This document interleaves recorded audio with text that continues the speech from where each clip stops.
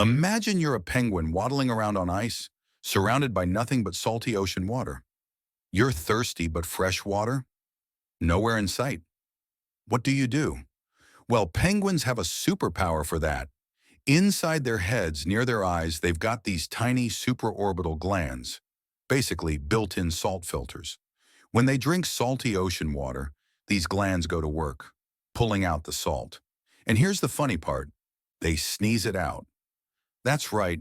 Penguins are walking, swimming desalination machines that sneeze salt. So next time you see a penguin, give it a little salute. It's out there surviving with science and a chew.